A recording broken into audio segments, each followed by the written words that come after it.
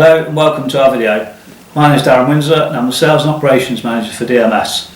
In this video we'll be covering the HIU heat interface unit and the heat meter typically selected.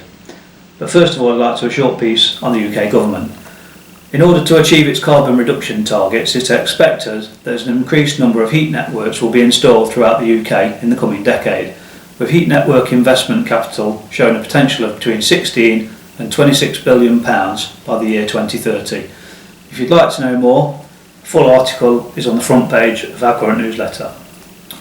DMS have been working with several of the UK's leading manufacturers to ensure the right decision is taken on the selection of heat metering technology.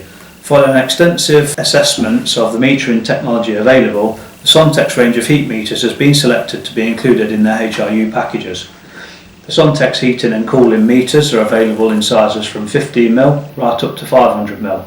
For HIU applications you will typically find a 15 or 20mm 749 or more commonly now the 789 meter, which we'll cover shortly. The Sontex meters are approved for Glycol Applications, currently suitable for over 100 different types of glycol and also up to 65% glycol concentration. The full Sontex range are also MRD Class 2 approved, and all the Sontex meters are RHI approved. The meters in question is the 749, which you'll notice has a brass body, and more commonly now we have the 789, which has a composite body. This is used for value engineering projects and has a significant cost saving. Both are available pulsed output and also have emboss options.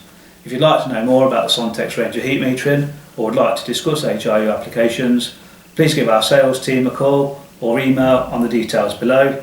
Thanks for watching, please subscribe to our YouTube channel and we'll see you in our next video. Thanks for watching.